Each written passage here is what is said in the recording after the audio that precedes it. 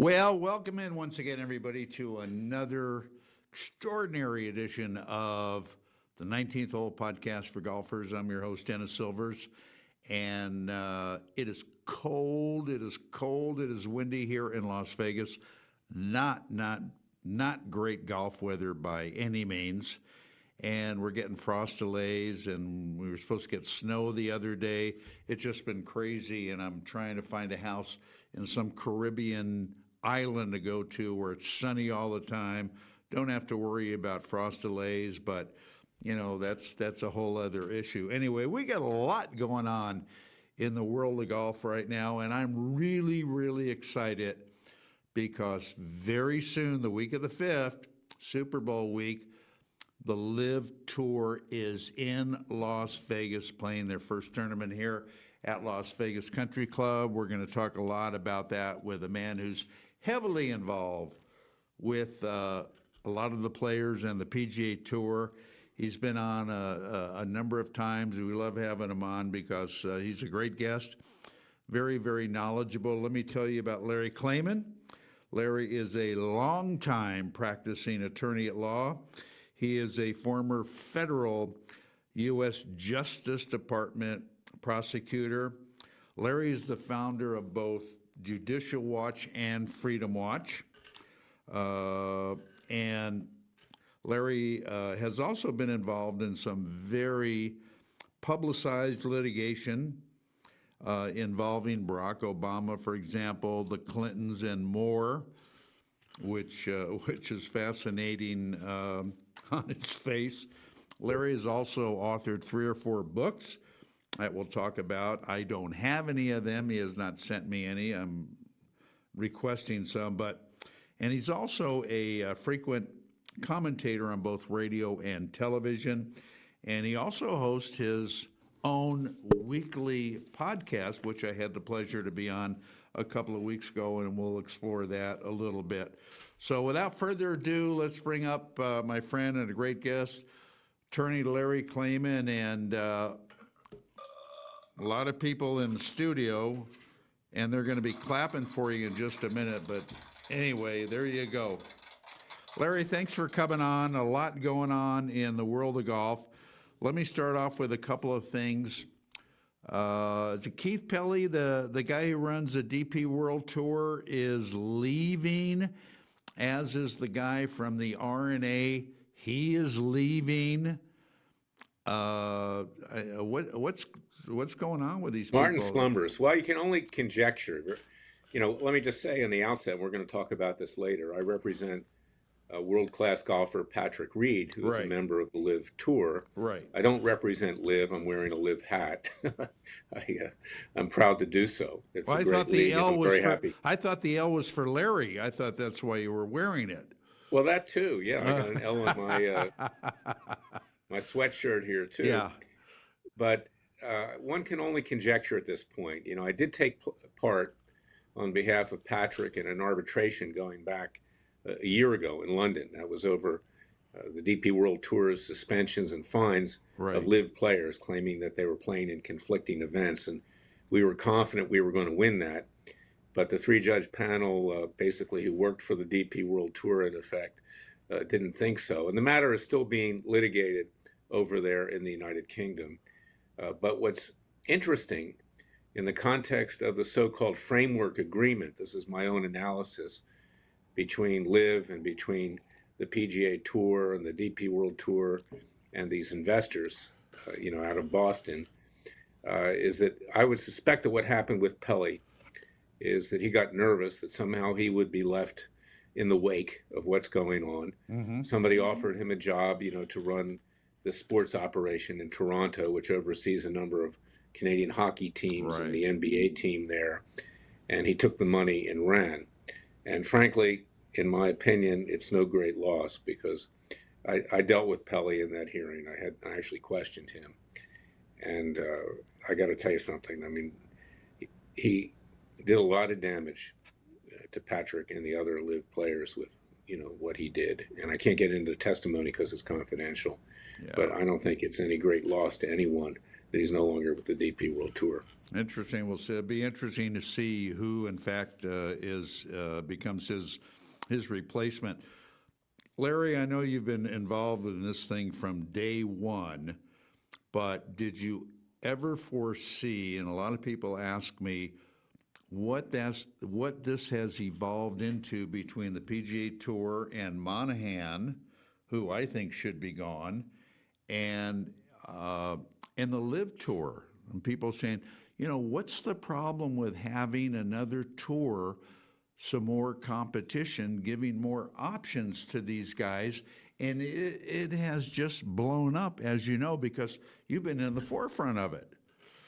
Well, first of all, with regard to Monahan, I mean, this may relate to what happened with Pelly, because Pelly was Monahan's little agent. Okay, he was his conduit to do the same thing in Europe that the PGA Tour did here, which was namely restrain trade and competition. Right.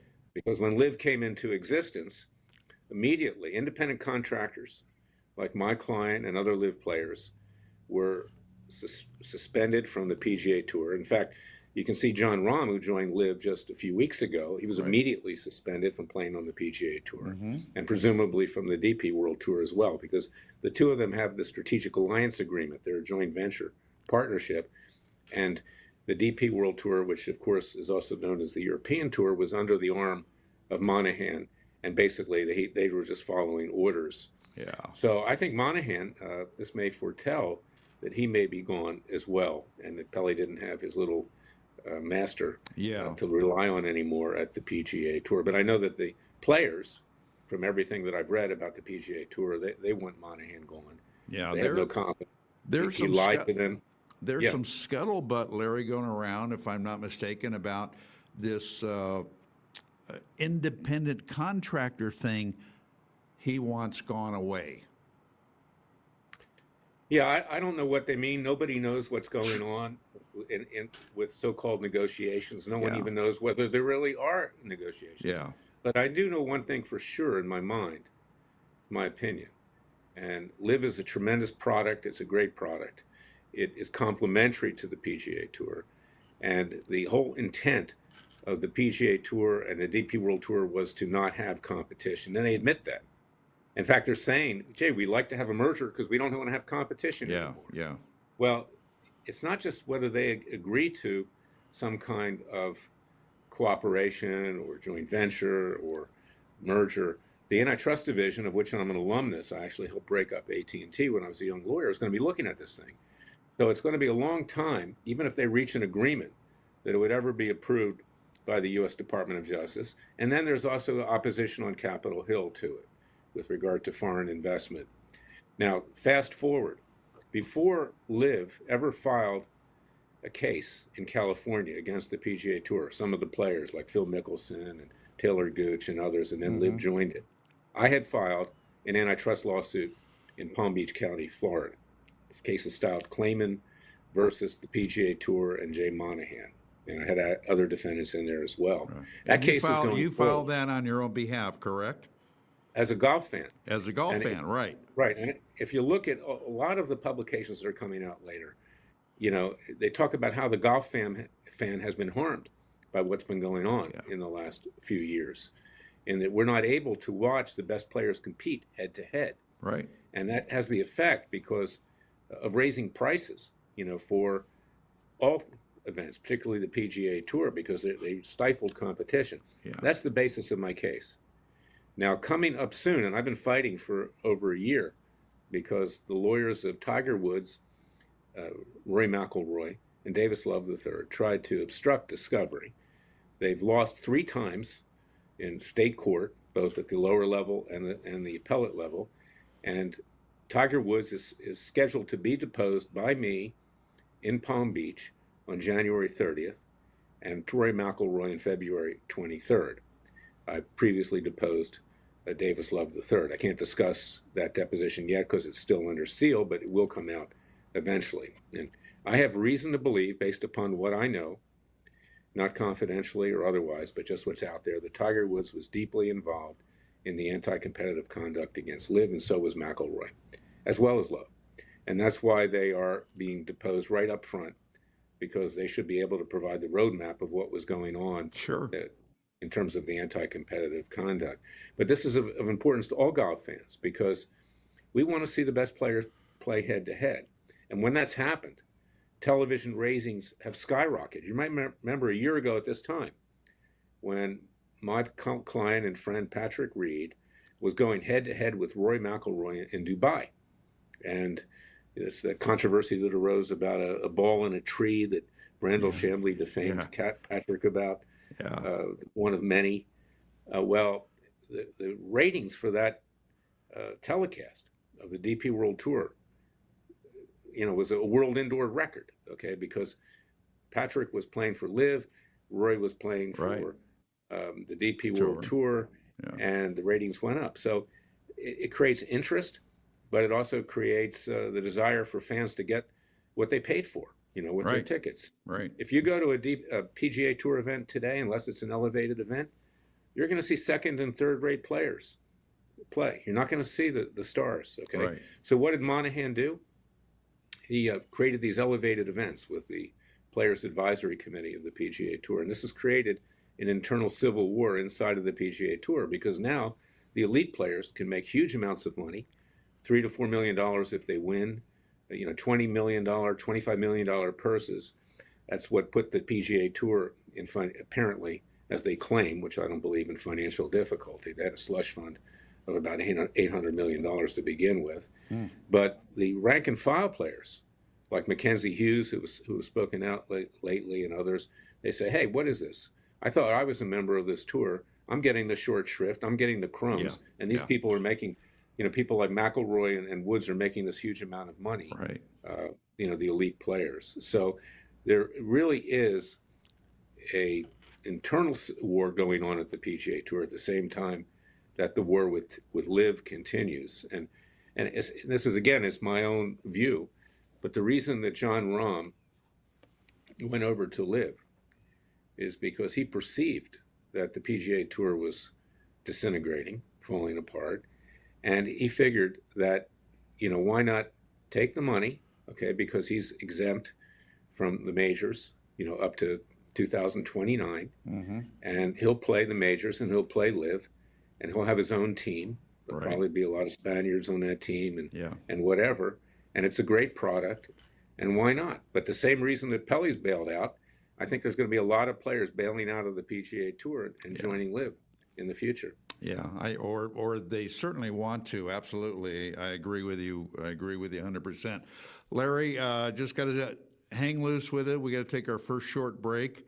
And I've got a follow-up question along those lines for you. So stay with us. We're going to be back with a lot more with our special guest, Larry Klayman. Stay with us. Right back.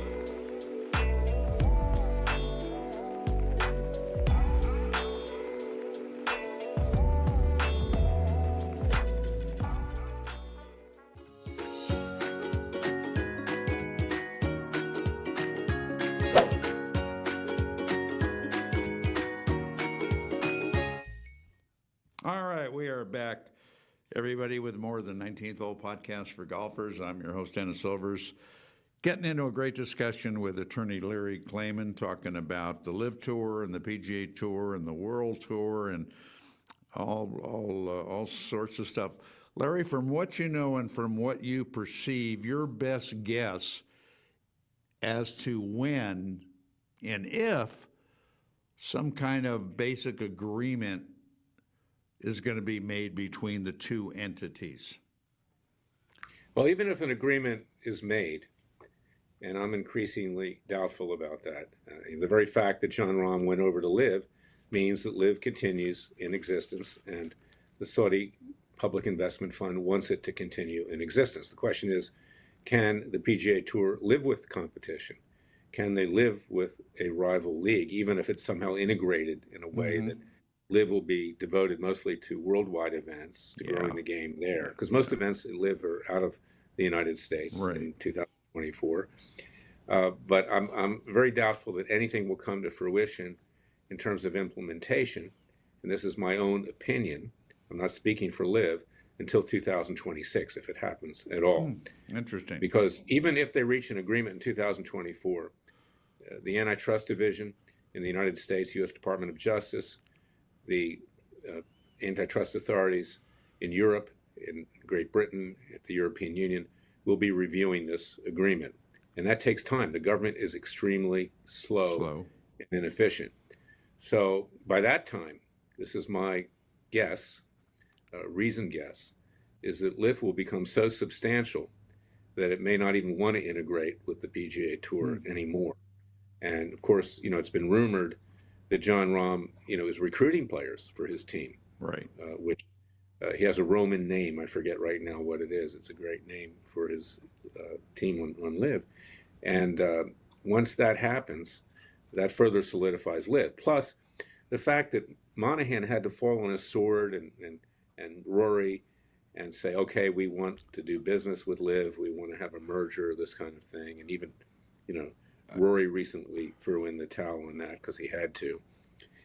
The fact that they did that, they delegitimized all the defamation against LIV and its players. I have defamation cases that we're going to talk about that too for Patrick, because LIV players were being called takers of blood money, cavorting with terrorists, murderers, every name in the book by, Monahan, PGA Tour and their agents in the golf media, the fake news golf media, like Brandel Chambly, like Eamon Lynch, like Shane Ryan, like Doug Ferguson, the whole lot of them, just these warlocks that were out there trying to destroy LIV by destroying their reputations.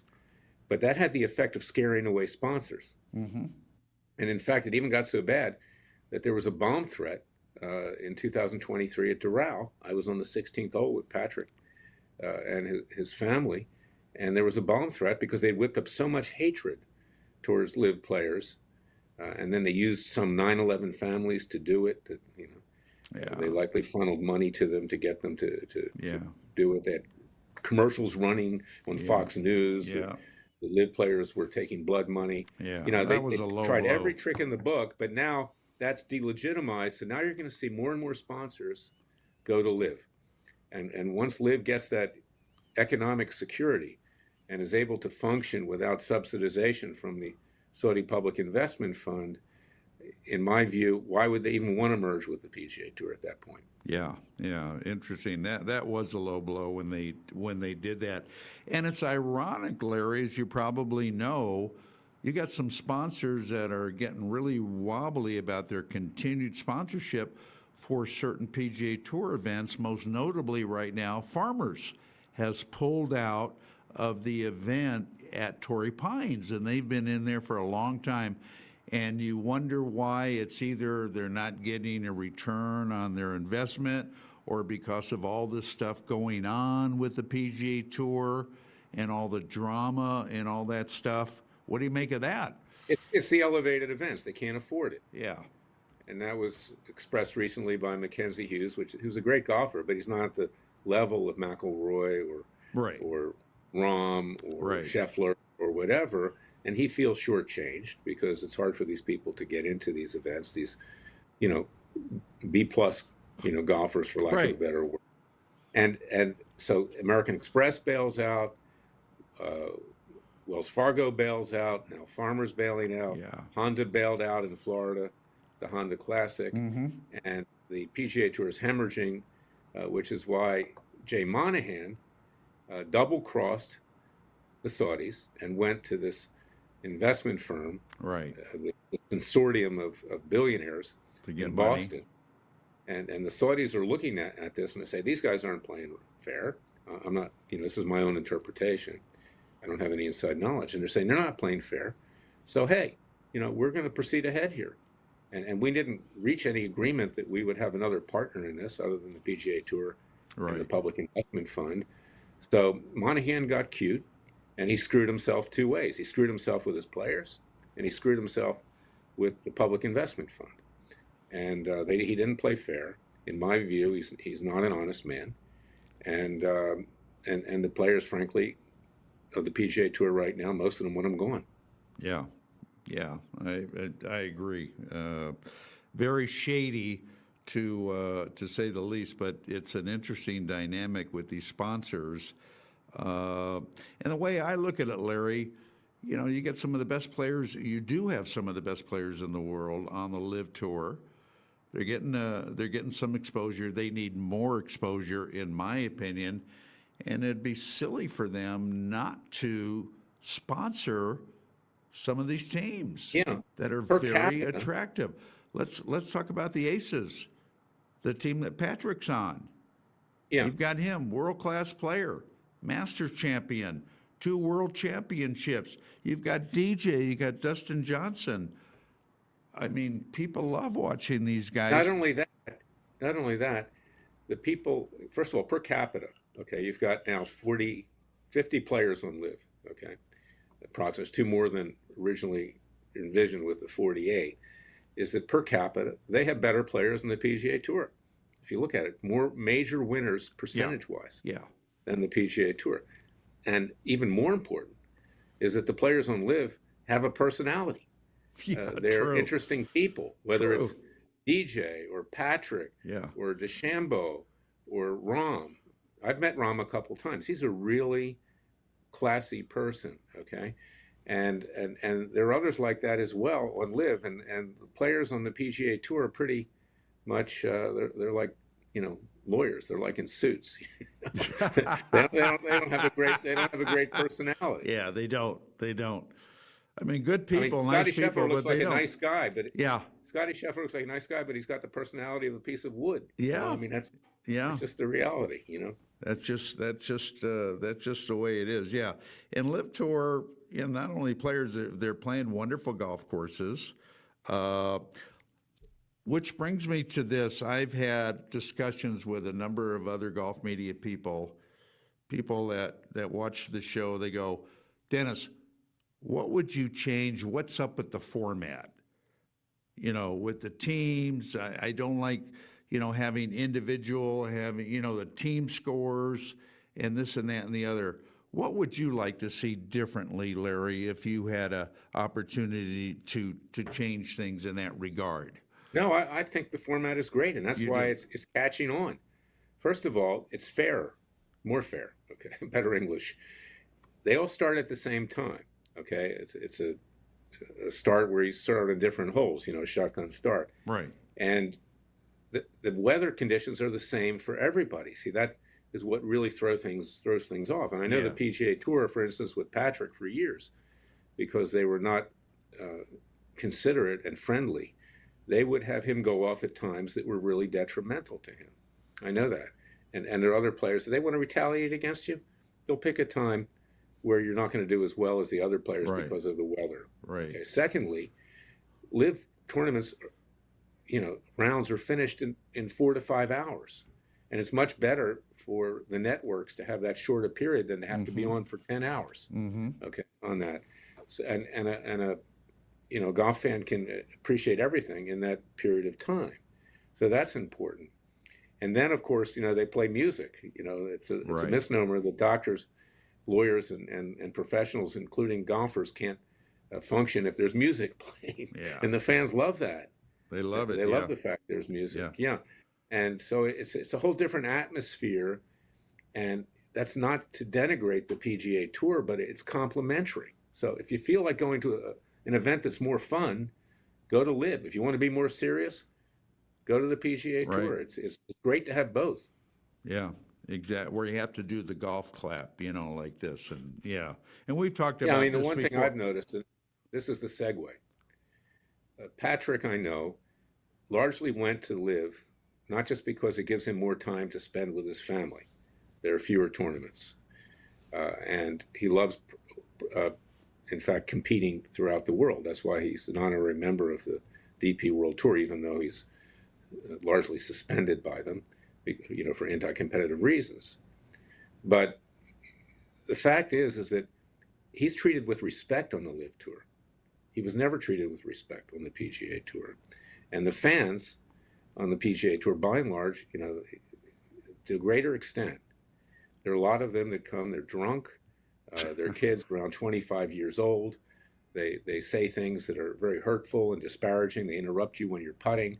And the PGA Tour did nothing about it to in any way regulate that there was proper decorum on the PGA Tour. Yeah. Whereas LIV does, okay? And the people were treated well. And the players on the LIV Tour, partially because they've been so persecuted, but also because it's a close group.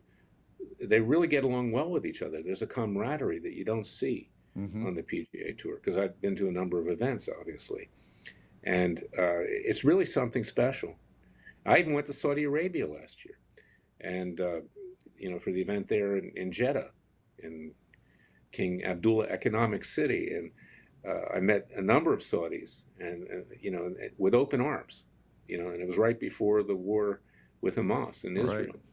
And in fact, it was right at the beginning of it. Yeah. I was very impressed because with Saudis. You were on the Red Sea. I was on the Red Sea, and it's a beautiful course. And the Saudis are very serious about this. It's not sports washing. They love golf, and these people are committed to that.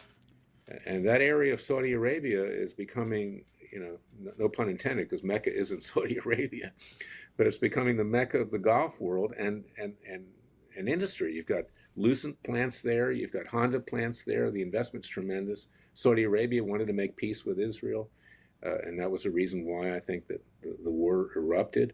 It's our best ally, the Saudis, next to Israel and Great Britain. And why do you want to disparage them? Why do you want to make them a pariah when they're on our side? Right. Exactly. So, it's a tremendous experience, and I think that we got to thank the Saudis for starting the LIV Tour with Greg Norman and what they've done over there. But as you know, Dennis, during the last several years, Patrick has been defamed. LIV players have been defamed. The case went in front of a federal judge in Jacksonville who was very biased and prejudiced. He wouldn't let even one of 55 defamatory statements go to a jury. He decided he was going to decide himself. He's a member of the Ponte Vedra Inn and Club. It was anyway, which is where all the PGA Tour brass, including Monahan, are also members. There you go. He favored a lawyer who had worked with him in the past, and we're taking that matter up on appeal because Patrick was severely damaged, and so were other LIV players for that matter, over what's been going on between the disparagement to try to compete anti-competitively with LIV. They use Patrick as the whipping boy to do that. And I just, when I found that out and the case was dismissed, I was shocked, number one. And then to add insult to injury, he says that Patrick has to turn around and pay money. Yeah, that's another evidence of bias and prejudice. Oh yeah, no, because the law is clear. The law is clear. This is called an anti-SLAPP statute, okay? That it does not apply in federal court when the parties are from different states. Every circuit court has ruled that way. The chief judge of the 11th Circuit, which is where the appeal is going to go, says the same thing. Attorney's fees don't apply. This judge very vindictively applied it. I believe that he is in the hip pocket of the PGA Tour and Golf Channel. And all the indicia, if you can go read about this at freedomwatchusa.org. By the way, if you want to watch my podcast, which I do daily, as well as the radio show that you've been on, you can go to freedomwatchusa.org, freedomwatchusa.org or YouTube to watch what I do in terms of a public interest, with regard to government ethics and the rule of law, but also with regard to the case in Palm Beach, Right. which deals with anti-competitive conduct and economic freedom. Yeah. What is the name? I want to make sure we got this right, Larry, of the podcast, so that people want to jump on their social media platform to listen to you and see you. They get the right thing. Called Special Prosecutor with Larry Klayman. Okay. That's the weekly radio show. I'm doing the show today. It'll be up there at freedomwatchusa.org. And I hope people will contribute, because Freedom Watch needs the funds, tax-deductible contributions. We also represent January 6 defendants who have been persecuted and peaceful protesters, many others. We brought cases over COVID-19 against communist China, class action suits.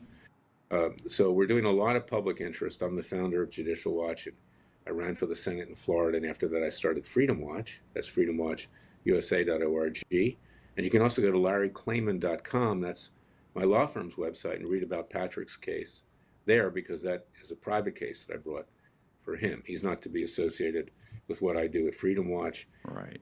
Technically speaking. But, my heart went out to him and his wife Justine and his family, because they were taking a beating. Yeah. And this is a fine family, a fine man. He's never cheated.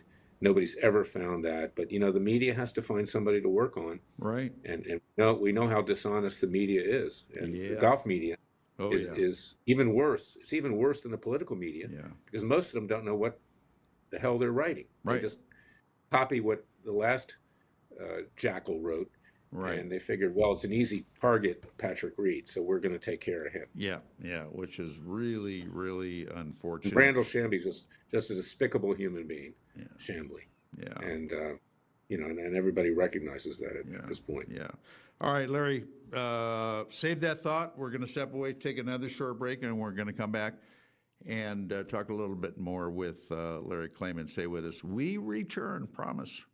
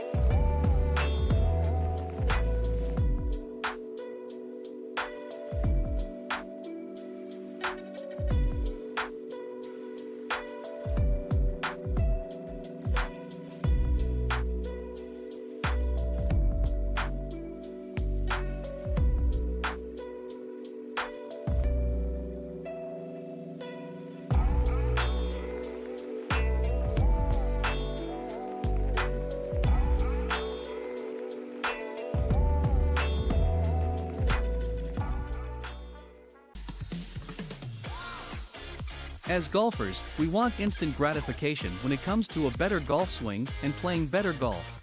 Impossible, you say? Not anymore. Golf Boost Artificial Intelligence, AI, has developed and patented the most advanced swing analysis technology in golf. Simply, the algorithms detect your body position and then analyze your golf swing using their artificial intelligence technology. The AI captures all the relevant data from your swing video and then presents you a personalized lesson. Golf Boost AI is the ultimate swing analysis and virtual instruction system for golfers of all ages and abilities. This sophisticated software takes into consideration your height and build, playing level, and returns the ideal solution for your swing. Bottom line, Golf Boost AI is an incredibly convenient and cost-effective tool for golfers to improve their swing. Go to golfboost.com and check it out. The app is free to download and try. Visit golfboost.com today.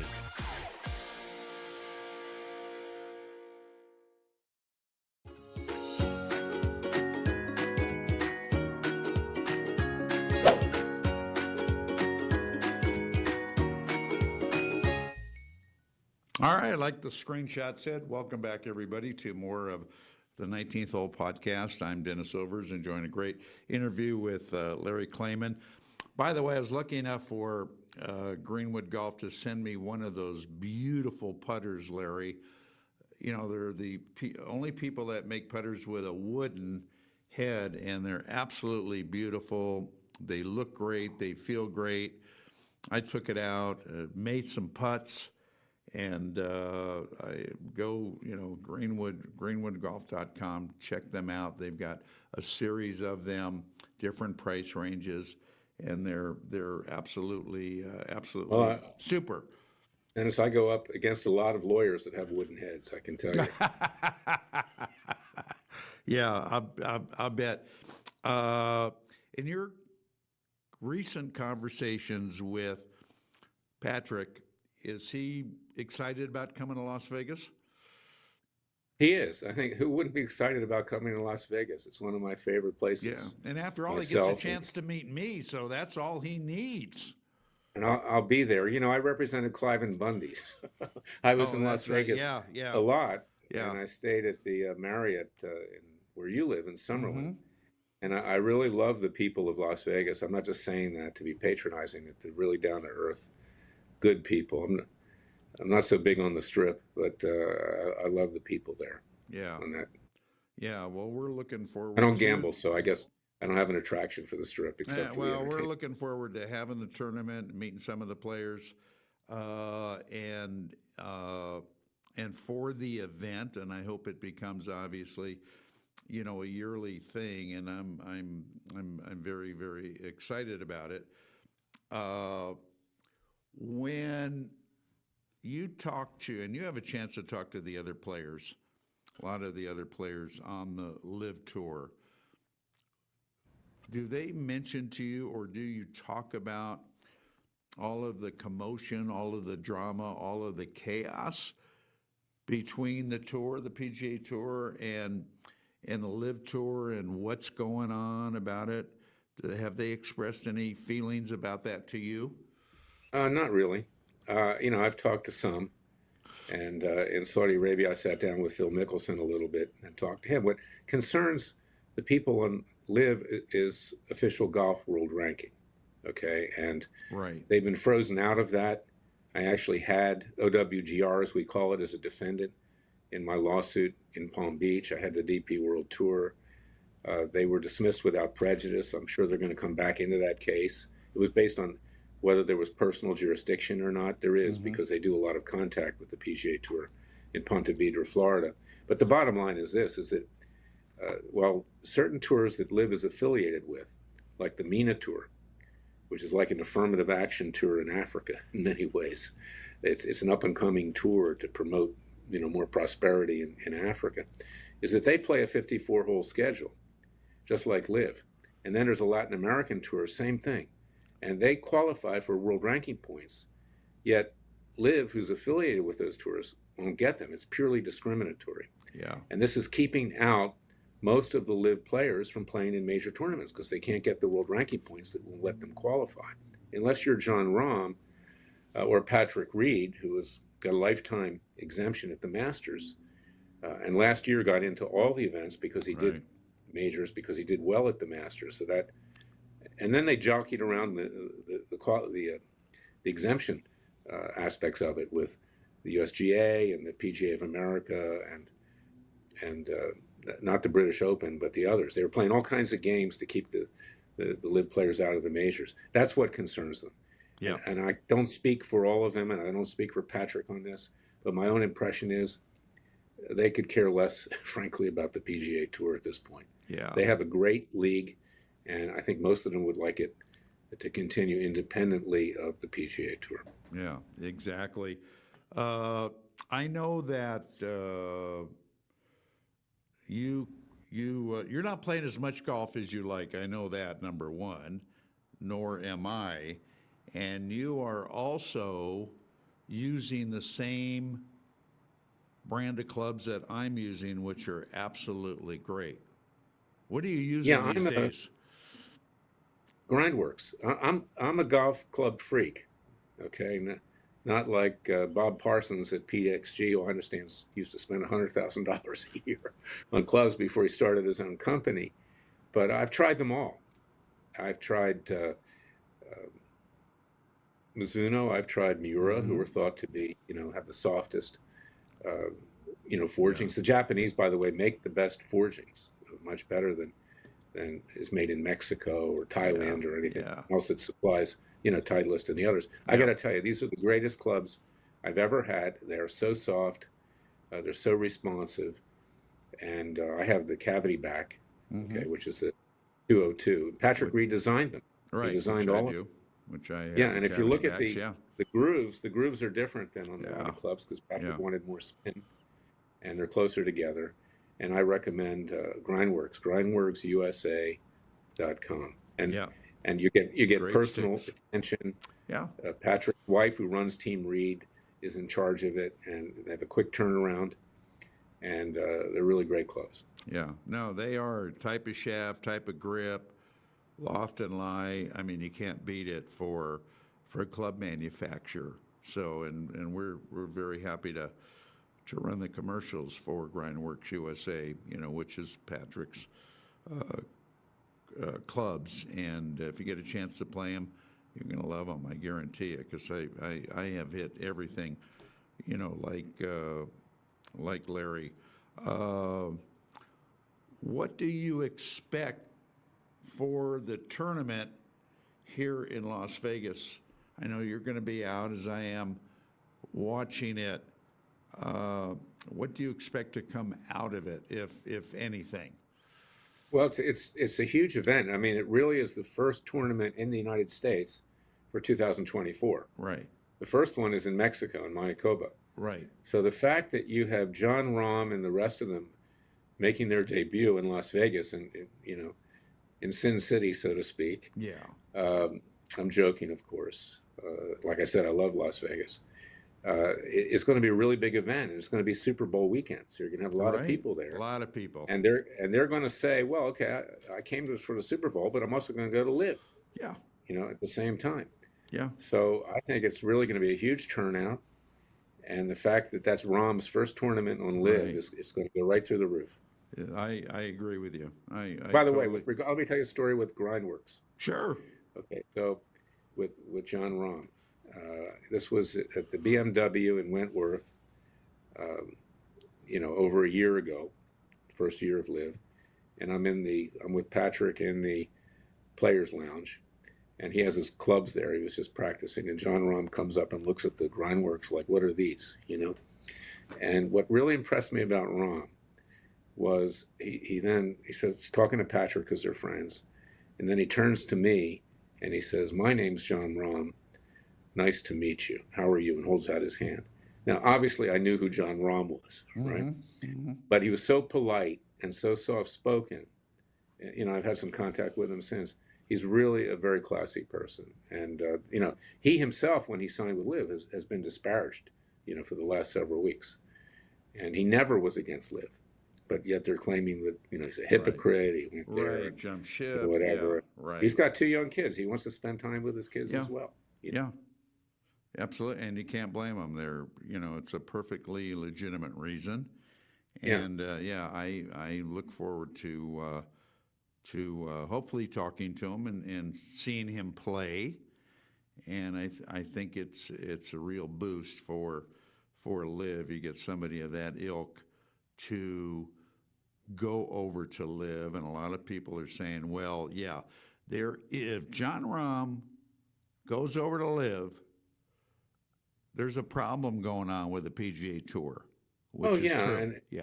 And look at the pettiness, as well. Is that Scotty Scheffler's a great player. Nothing takes anything away from him. He won 2 tournaments last year. Mm-hmm. He had very good statistics. Mm-hmm. But he didn't win 4 tournaments in the Masters like John Rahm. Right. Yet he gets Player of the Year, and John Rahm gets the shaft. And those were the players on the PGA Tour. And it tells you, the politics that are involved here. Exactly. But everybody knows who the number 1 player on the PGA Tour was last year. It was John Rahm. Yeah, and he was a little vocal about it. He came out and said something about it, and I think rightfully so. to kind of air his grievance and stuff. But yeah, I am really looking forward not only to seeing these guys play and get over to country club, but also you coming out, and it's going to be a lot of fun. Anyway, Larry, I know. Yeah, we got to play around the golf too. I haven't, like I said, I haven't played that much. So you and I got to play around. I used to be pretty good when I was in college, but hurt my back in later life, and so. Well, hopefully the weather is going to cooperate. Like I say, it's been freezing here, and hopefully the weather will permit us to do that, because I would like that. I would like that also. But anyway, I know you got a lot of stuff to do. Thanks so much for coming on and spending the time with us, and I'm looking forward to seeing you and talking with you again very soon, and we appreciate it. Well, thank you, Dennis. You're a good friend to me and also to Patrick and to LIV Golf, I know. So look forward to seeing you there. Hopefully we'll arrange for some interviews for you to absolutely be able to do that. That'd be great. And we'll make something, special happen. That would be great. That would be great. Anyway, Larry Klayman, everybody, good attorney, good guy. He's fighting for a lot of good stuff. Anyway, we will take our last break of the show, and we are putting in our golf minute for you as well. So take a look at this, everybody.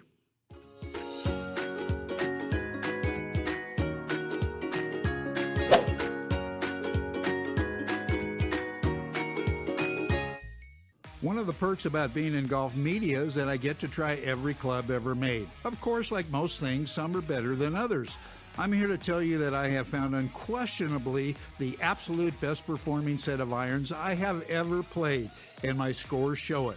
Let me introduce you to Grindworks, custom fitted irons that are made to fit your game.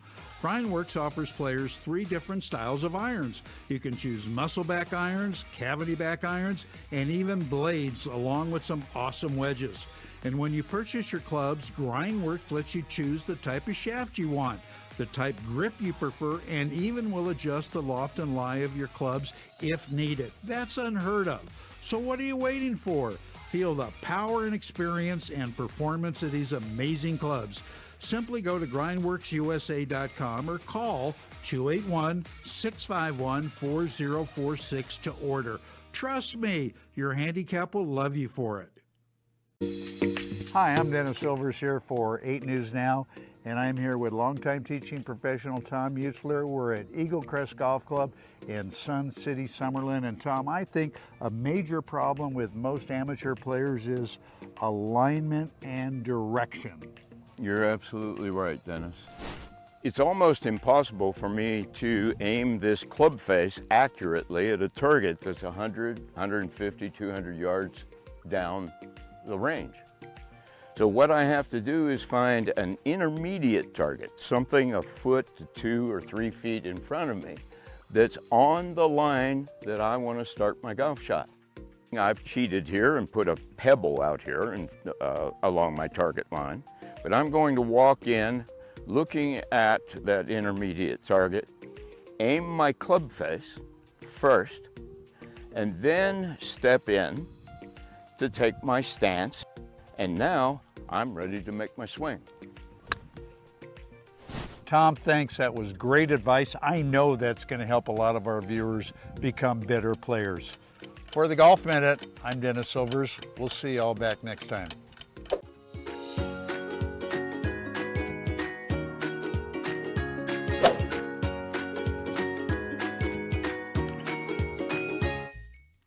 All right, Tom Mutzler is a very, very good teacher out at Eagle Crest. That was a great tip. Anyway, that's going to wrap it up for the 19th Hole podcast for this week. We hope you get a chance to get out and play some golf. And we're going to be back same place, same time next week. I think we're going to be talking about a little golf architecture and design, which I love. So anyway, thanks for tuning in, and we'll see you all back. So long, everybody.